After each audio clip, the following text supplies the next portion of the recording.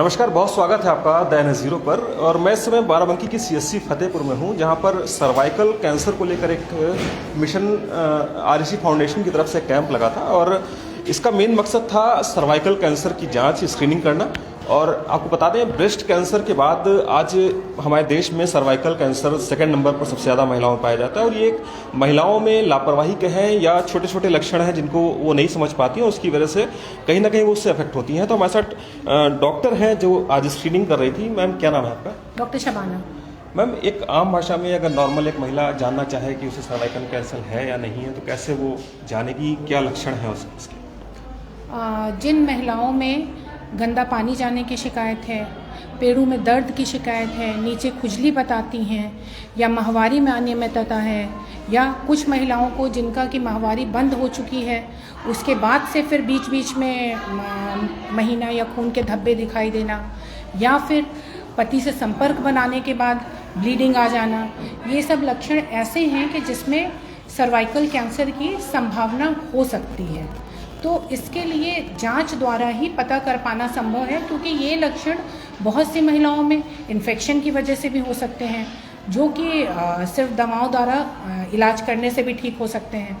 परंतु अगर वो सर्वाइकल कैंसर की वजह से हैं तो वो एक टेम्परेरी तौर से इन्फेक्शन जब तक ख़त्म होगा तब तक थोड़ा ठीक होंगे, और फिर वो लक्षण उनके में दिन ब दिन बढ़ते ही जाएंगे। तो वो जाँच के द्वारा ही फिर कन्फर्म कर पाना संभव है कि इनमें सर्वाइकल कैंसर है या नहीं। पर जिन महिलाओं को ये लक्षण है उनको ज़रूर अपनी जांच करानी चाहिए। मैम, ऐसा कहा जाता है जिनको सर्वाइकल कैंसर की दिक्कत होती है, स्टार्टिंग में उनको नहीं पता चल पाता, करीब 30-40 साल तक वो फर्स्ट स्टेज पर ही रह सकती हैं। ऐसा भी कुछ है क्या कि जब पीक पे पहुंच जाता है तभी लोगों को पता चलता है? नहीं, ज़रूरी नहीं है।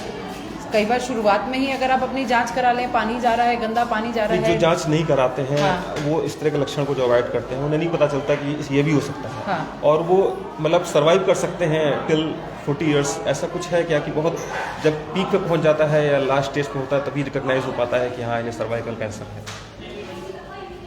नहीं, हम ऐसा तो नहीं कहेंगे। इस विषय में मैं ये नहीं कहूँगी कि पीक पे पहुँच गया तब पता चला। नहीं, ऐसा नहीं है। कई बार तीसरी स्टेज में या आपकी शुरुआत में सेकंड स्टेज में ग्रोथ इतनी आती है कि ऐसा ना ऐसा एक लक्षण वो आपको देंगी। हो सकता है धब्बा लग रहा हो, संबंध बनाने के बाद धब्बा लग रहा हो। कई बार गंदा पानी इतना होता है कि आप उसको इग्नोर नहीं कर सकते। तो अब ये नहीं कि लास्ट में ही पता चलेगा, बट ये है कि अगर आप उसको नज़रअंदाज करेंगे तो श्योरली आप लास्ट तक पहुंच कर ही बता पाएंगे ना कि अब बहुत ज़्यादा हो चुका है। तो इसलिए हम पहले से ही कहते हैं कि अगर इतनी सी भी कंप्लेन हो रही है तो आप उसको नज़रअंदाज ना करें, आएँ, हमें दिखाएं।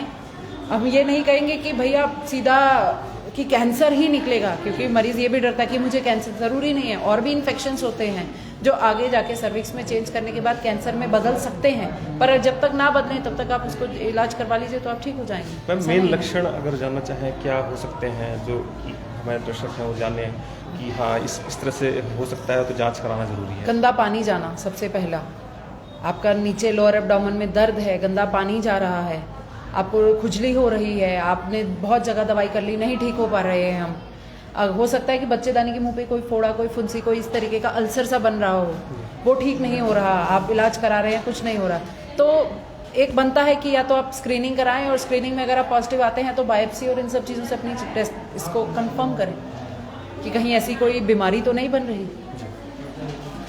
मैम, गांव में अक्सर आर्थिक स्थिति महिलाओं की नहीं अच्छी होती घर, और इसका बड़ा फर्क पड़ता है साफ सफाई से लेकर अवेयरनेस से लेकर। तो क्या उन्हें अगर बताना है तो क्या आर्थिक स्थिति की जहाँ तक आपने बात की, ये टेस्ट फ्री ऑफ कॉस्ट होता है यहाँ, और टाइम कंज्यूमिंग भी नहीं है। 2 मिनट बस इतना आपको वेट करना है, जितने मरीज आ गए हैं आपके, बस उनकी लाइन खत्म हो जाए, 2 मिनट से ज़्यादा का टाइम नहीं लेता। दर्द बिल्कुल नहीं होता। इसके बाद कोई ये नहीं कि दवाई है, ये है, कुछ सब ठीक होगा, कुछ नहीं। अगर कोई प्रॉब्लम है तो हम बिल्कुल डेफिनेटली हम आपको सरकारी उसमें ही भेजेंगे। इसमें आर्थिक का पैसे लेने का कोई रिलेशन ही नहीं है। कैंसर का नाम सुन के अरे कैंसर का नाम सुन के बहुत बड़ी, आधा इंसान तो वहीं खत्म हो जाता है। इसलिए समझाना पड़ता है कि ज़रूरी नहीं है तुम्हें कैंसर हो, पर ज़रूरी भी नहीं है कि तुम्हारे कोई तकलीफ ना हो। जो तकलीफ है उसे ठीक कराइए। अच्छा मैम, जो इसको लेकर वैक्सीन तमाम डेवलप हुई हैं, क्या है, कब से शुरुआत हो सकती है, कब लगवा सकते हैं उसको, और कब तक वो असर कर सकती है? आप जो वैक्सीन है हमारी, वो 9 साल की लड़कियों को से उस वक्त से लगवाएं तो ये कहा जाता है कि जब तक कि शारीरिक संबंध नहीं बने होते हैं तब तक उसका असर ज़्यादा अच्छा रहता है, ज़्यादा इफ़ेक्टिव रहती हैं। पर हम जो अपने यहाँ हम लोग का लगवाने का है वो 9 साल से 45 वर्ष तक, क्योंकि उस वक्त तक महिला सेक्सुअली एक्सपोज हो चुकी होती है। फिर ये वैक्सीन में ये है कि मतलब वैक्सीन आपको उन्हीं को लगाएंगे जिनको अभी ज़्यादा लंबी लाइफ जीनी है। तो इसीलिए हम लोग ये कोशिश कर रहे हैं कि जो बच्चियां हैं 9 से 14 साल की बच्चियां, उनको जिनका कि ये संभावना कम होती है कि अभी ये सेक्सुअली एक्सपोज हुई होंगी, तो हम लोग उनको ज़्यादा इसमें फोकस करेंगे। लगवाने को हम लोग ये 9 से 45 वर्ष तक ये चीज़ वैक्सीन के लिए एडवाइस करते हैं कि लगवा सकते हैं। क्या मैम कोई ऐसा कोई प्रोग्राम शुरू हुआ है गवर्नमेंट की तरफ से कि बच्चियों को वैक्सीन लगाई जाए? बिल्कुल, अभी यहाँ पे तो हमारे यहाँ नहीं शुरू हुआ था, लखनऊ में ऐसा प्रोग्राम शुरू हो चुका है और कई अस्पतालों में सरकारी में ये लगी है वैक्सीन। अब यहाँ हमारे यहाँ ये जो प्रोग्रेसिव फाउंडेशन के साथ ये जो कोलैबोरेशन में प्रोग्राम शुरू हो रहा है, इसमें भी वैक्सीन लगाने का प्रोविज़न है।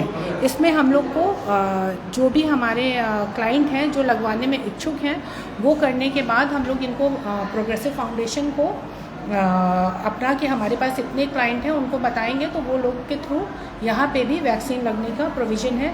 ये सारा सीएमओ ऑफिस से और ये जो हमारा एनजीओ है प्रोग्रेसिव फाउंडेशन, इससे कोलैबोरेशन हो रहा है कि इसके माध्यम से यहाँ भी वैक्सीन लग पाए, और इसी के चलते ये प्रोग्राम शुरू किया गया है कि स्क्रीनिंग भी हो और वैक्सीन भी लगवाई जाए। मैम, ब्रेस्ट कैंसर के बाद सबसे ज़्यादा सर्वाइकल कैंसर की दिक्कतें इस समय आ रही हैं, तो क्या जो कहेंगे कि जो महिलाएं हैं क्या जागरूक नहीं है इसको लेकर, या कहीं ना कहीं इस तरह के प्रोग्राम गवर्नमेंट की नहीं बन रहे हैं कि उनको पता नहीं चलता? देखिए, ऐसा कुछ नहीं है, गवर्नमेंट अपने प्रोग्राम चलाती हैं, पर महिला खुद से इस चीज़ को डिस्क्लोज करने के लिए उसको एक शर्म, एक झिझक, एक ये रहती है कि हाय मुझे क्या हो गया है। तो ये महिला को जागरूक कराने के लिए नहीं है कि तुम भी इम्पोर्टेंट है, कोई तकलीफ है आओ, ये नहीं है। अब ये टेस्ट एक ऐसा टेस्ट है, अब हम पैप वगैरह भी जैसे करते हैं, उसका रिपोर्ट आता है 1 हफ्ते में, तो मरीज़ जो है या जो महिला जो है उसको लगता है कि मुझे कुछ हो तो नहीं गया। VI visual inspection with acetic acid एक 2 मिनट का टेस्ट है, जिससे आपको उसी टाइम पता चल जाएगा कि आपको क्या तकलीफ है। मतलब कैंसर जैसी शक्यता तो नहीं है, अगर कोई तकलीफ है तो पेशेंट उसी टाइम सेटिस्फाई हो जाता है कि नहीं मुझे एटलीस्ट कैंसर तो नहीं है। अगर कोई तकलीफ है तो आप उसके आगे बायोप्सी कराएं, उसके लिए हम आगे उसको भेजेंगे। मैम, क्या डेटा है, अगर इंडिया की बात करें, कितनी महिलाओं में इस समय ये रेट चल रहा है, कुछ अंदाजा अगर आपको? कुछ अंदाजा तो इतना होगा। आज जो मैम कैंप था, इसमें कितने पेशेंट आए 10 थे? महिलाओं की जांच हुई 10 है, हुई है। जिसमें से 1 का पॉजिटिव है। तो अब आप सोच लीजिए डाटा इसी के 10% हो गया हमारा, तो जी। 10 की जिसमें से 1 हो गई। तो अब उनको क्या सजेस्ट किया आप लोगों ने? हम लोग उनको ये प्रोग्रेसिव जो हैं फाउंडेशन वाले, ये आगे इनको या तो डिस्ट्रिक्ट हॉस्पिटल नहीं तो आगे RML वगैरह लेके जाएंगे, वहाँ पे इनकी फर्दर जांच होगी, कोल्पोस्कोपी होगी। अगर उसमें तकलीफ आती है, बायोप्सी की ज़रूरत है, ठंडी सिकाई की ज़रूरत है, तो वो बताएंगे। मैम, बोलते हैं इसका जो सर्जरी होती है उसमें बच्चेदानी यूट्रस में निकाल देता है, ऐसा कुछ भी है? और यूट्रस निकालने के बाद डिपेंड्स भी अपॉन दी स्टेजिंग, आप कौन सा पहला स्टेज, दूसरा स्टेज, तीसरा, चौथा। सर्विक्स का मुंह निकाल के भी खत्म हो सकता है कैंसर, पूरा यूट्रस निकाल के भी खत्म होता है। आसपास के ऑर्गन्स में कहाँ कहाँ फैला है, कहाँ कहाँ नोड्स हैं, उसके बाद ऑपरेशन के बाद आपको सिकाई कितनी लगेगी, कितने टाइम तक लगेगी, ये आपकी स्टेजिंग पे डिपेंड करता है। पूरा यूट्रस निकालने के बाद भी कभी भी चांसेस रहते हैं? बिल्कुल रहते हैं, स्क्रीनिंग की क्योंकि जरूरत होती है। आसपास कितना फैला है, 3rd स्टेज में है, 3A है, B है, 4th स्टेज है, कहाँ तक पहुँचे हैं आप।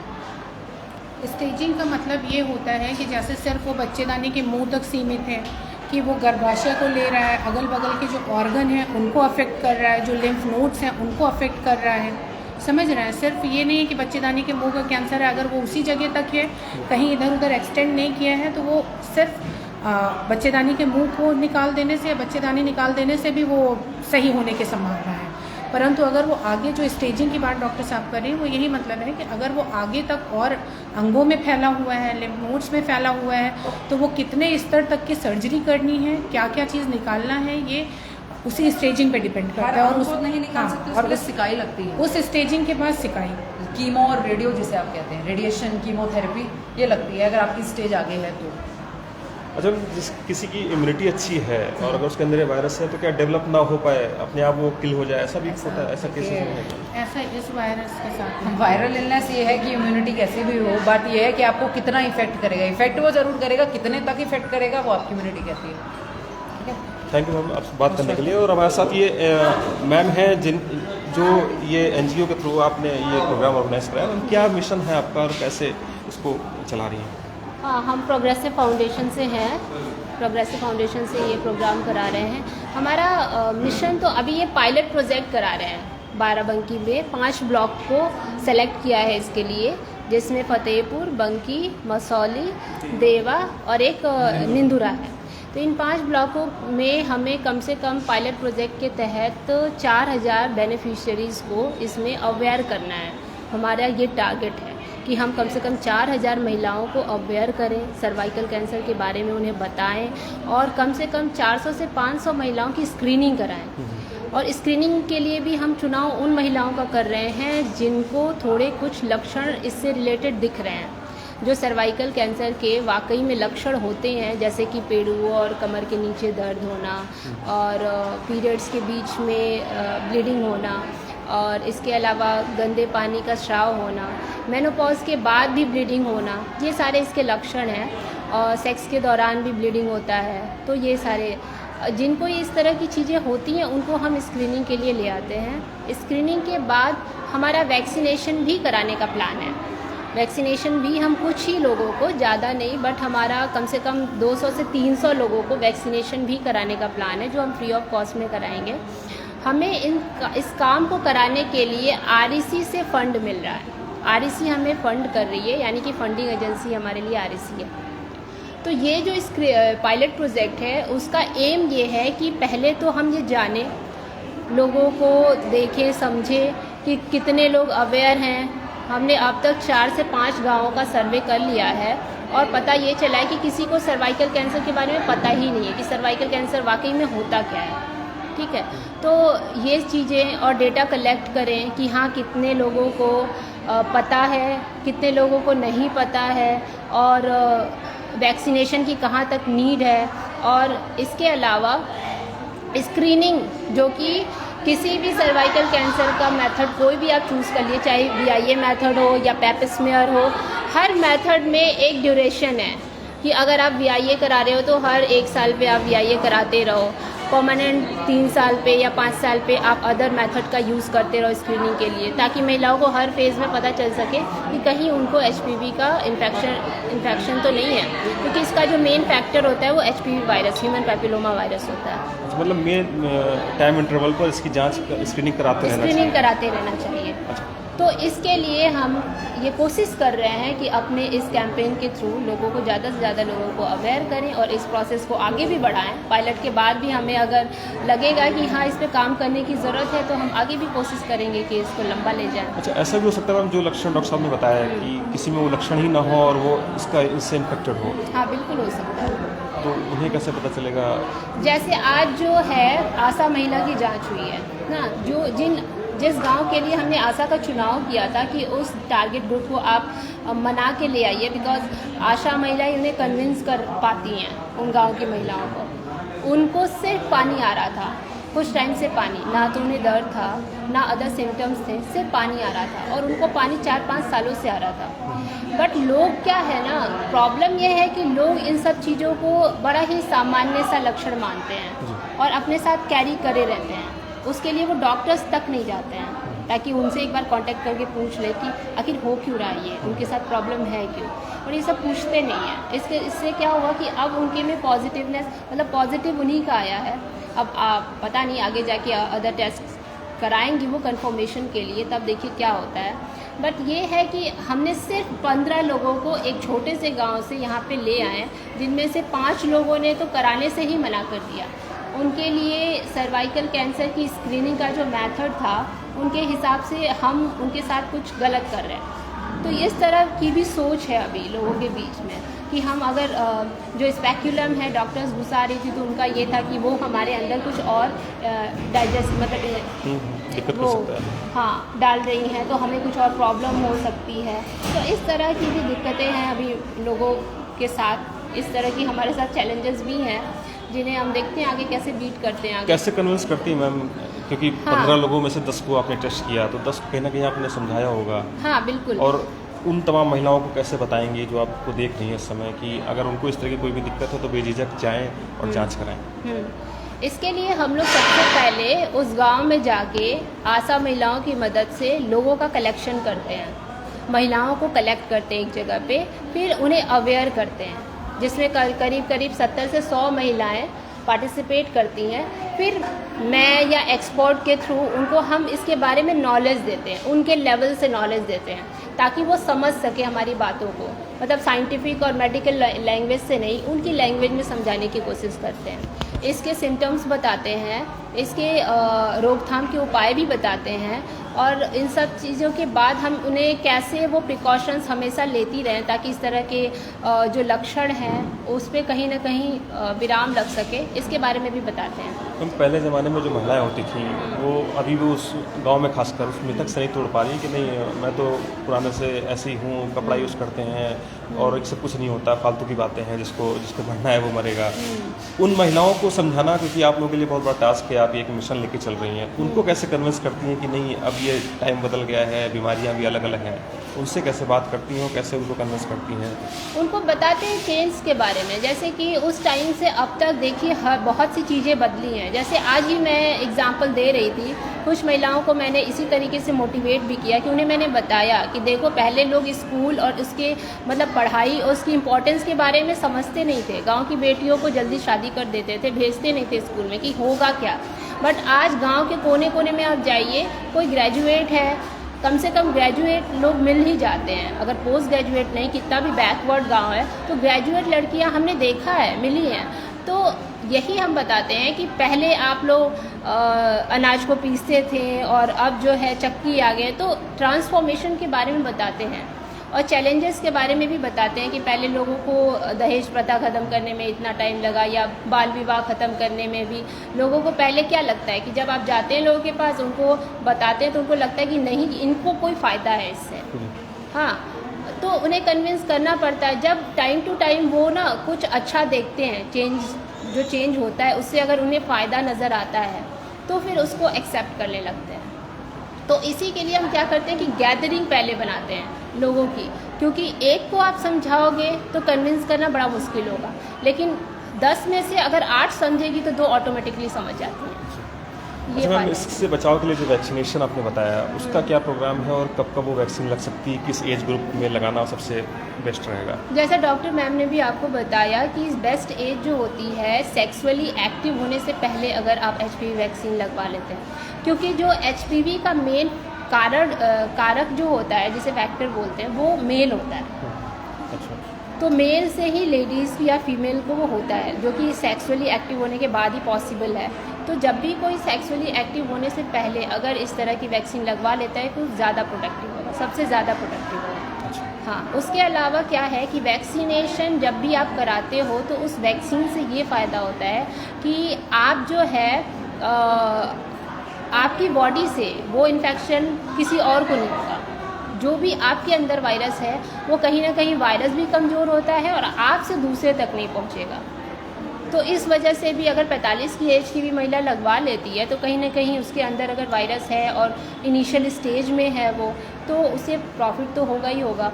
और प्लस उसके साथ ऐसा भी देखते हैं इसमें कि हिस्ट्री में अगर आपकी फैमिली की में हिस्ट्री में किसी को कैंसर हुआ है तो चांसेस होते हैं ज़्यादा होने के।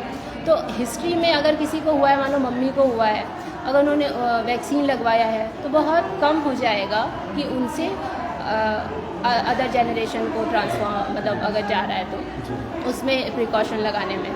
क्या कॉस्ट है अगर वैसे इस वैक्सीन की देखें, और अभी क्या फ्री ऑफ कॉस्ट लगाया जा रहा है, कोई ऐसा प्रोग्राम है? हाँ, ये जो हमारा प्रोग्राम है इसके तहत हम जो हमारे टारगेट ग्रुप होंगे, जो भी हमारा होगा, जो 200 से 250 रखा गया है, उसको हम फ्री ऑफ कॉस्ट में ही अवेलेबल कराएंगे वैक्सीन। हाँ, वैक्सीन की कीमत ज़्यादा है, इसका एक डोज करीब 3000 में है, जो कि गार्डासिल का है। अदर अभी कंपनी की बात नहीं करें, गार्डासिल का है जो अवेलेबल है हमारे कंट्री में इजीली। और एक जो 9 से 25 एज ग्रुप की जो होती हैं, जो सेक्सुअली एक्टिव नहीं होती हैं, उनको 2 डोज लगते हैं इसके। अच्छा। उसके अबव वालों को 3 डोज लगते हैं। हाँ, तो एबव वाले जो एडल्ट एज में आ जाते हैं, सेक्सुअली एक्टिव हो जाते हैं, उनको इनकी 3 डोज लगती है। यानी अगर एक एडल्ट महिला को हम लगवाते हैं तो 9,000 का कॉस्ट आएगा, और अगर एक एडोलिसेंट को लगवाते हैं तो हमें कम से कम 6,000 का कॉस्ट है। गैप क्या रहना चाहिए दोनों वैक्सीनेशन के बीच? अभी इसका मुझे क्लियरली पता नहीं है, बट हाँ कुछ गैप होना चाहिए। 2 डोज के बीच का गैप होता है, लंबा नहीं है। बहुत लंबा गैप नहीं होता, मतलब ये आपका गैप होता है 15 से 30 मिनट का। ये 2 डोज के बीच का गैप क्या होता है, क्या होना चाहिए? कौन सी डोज? ये HPV के जैसे कि किसी अगर इसके वैक्सीन का 016 026 पहला महीना, आज का 1 महीने बाद 6 महीने बाद 3 डोज होती हैं। हाँ, एडल्ट में 3 डोज लगती है ना, तो इसी तरह का गैप होता है। हमें गैप के बारे में बहुत अच्छे से पता नहीं। ठीक है। तो ये सर्वाइकल कैंसर को लेकर जो एक यहाँ पर कैंप लगा था, उसमें डॉक्टर ने करीब 10 महिलाओं की जांच की है, जिसमें से एक महिला उस पॉजिटिव मिली है और उनको आगे की जांच के लिए रेफ़र किया गया है। हालांकि सर्वाइकल कैंसर को जितना खतरनाक मान के महिलाएं इससे डरती हैं, उतना डरने की ज़रूरत नहीं। स्टार्टिंग कंडीशन में अगर इसको समझ लें और इसकी जांच करा लें और प्रिकॉशन ले लें तो इससे आप क्योर हो सकते हैं। और अब सरकार वैक्सीनेशन का भी प्रोग्राम चला रही है, जिससे लड़कियों में ये वैक्सीन लगाई जाती है और उससे ये इस कैंसर से, इस बीमारी से बचा जा सकता है। तो झिझकने की ज़रूरत नहीं। मेन जो इस कैंप का एक ये उद्देश्य था, लोगों को संदेश देना कि झिझकने की ज़रूरत नहीं है, बेझिझक आएँ, जांच कराएं, जिससे आपको किसी बड़े खतरे से बचाया जा सके। बाराबंकी से मैं नितिन श्रीवास्तव, DNS Zero के लिए।